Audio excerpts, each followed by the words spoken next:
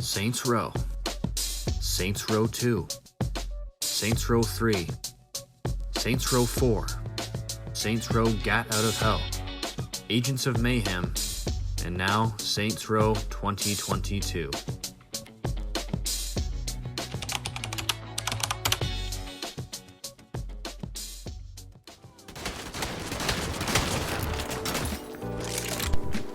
What can I offer in terms of a review to this game that has not already been said here?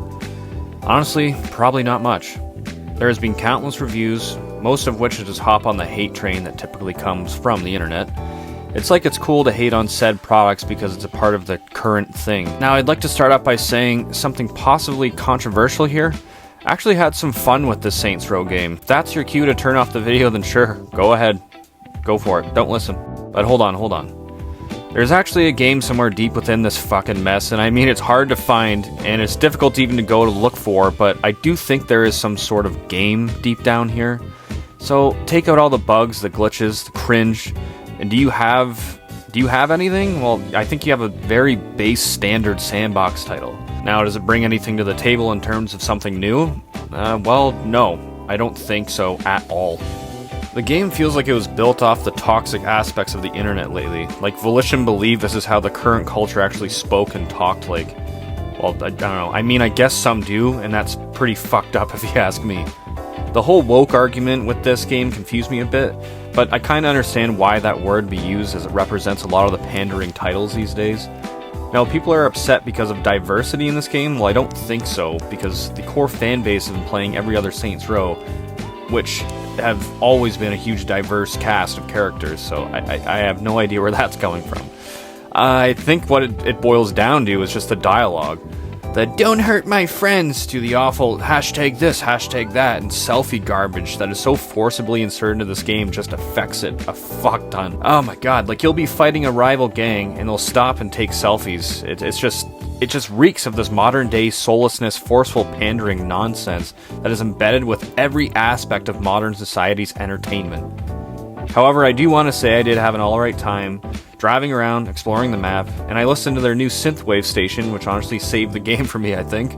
As a synthwave fan, I thought I felt, that familiarity that Saints Row always gave to me, where I gravitated to a certain radio station or song, and I found so many songs that I've liked within the series, and they've introduced me to new bands, and I don't know, so Saints Row has always somewhat had something like that for me.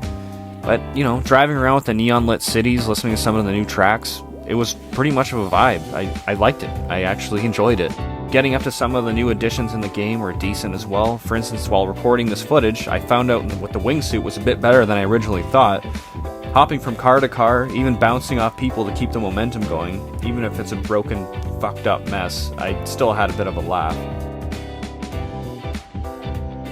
Sure, a lot of it gets totally repetitive after the 10th time, but I don't know. I suppose I just feel deeply saddened by my experience here. Like, I want to like it, but it's just so beyond obvious that this game has far more issues than it ever should have.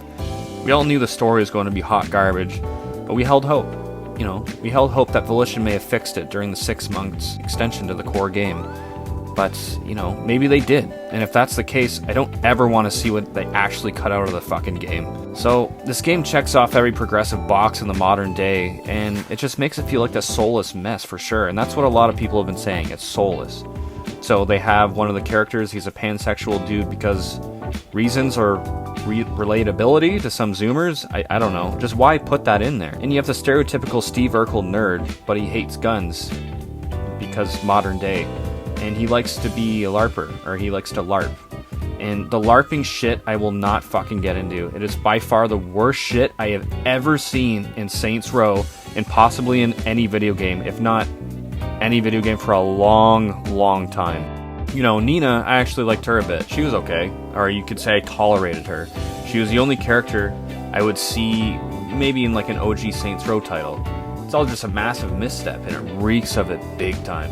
So I can count on one hand the missions I actually enjoyed in this game, and it is 100% true that the majority of the story is beyond trash fucking garbage. The side activities are a mess, and there's no racing sections at all in this game, even though they have the best car customization, vehicle customization in the entire series. Like that, hats off to them. It's actually on point. and it's on par with GTA 5. I just have no idea what went on during the development here, but hey, I will say you should try this title out if it's either free or if it's $5. If you're looking for a new sandbox title and you're curious, give it a go, but do not spend full price on this game. I don't have to tell you twice. I think you already know that.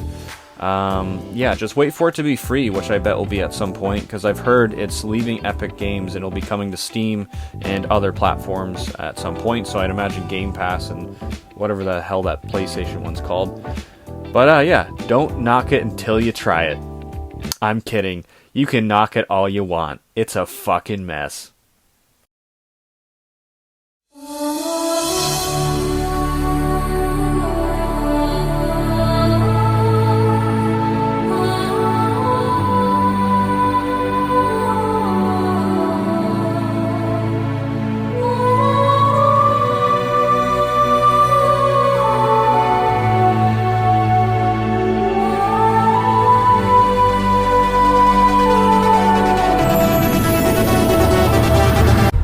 Fuck away from my friends.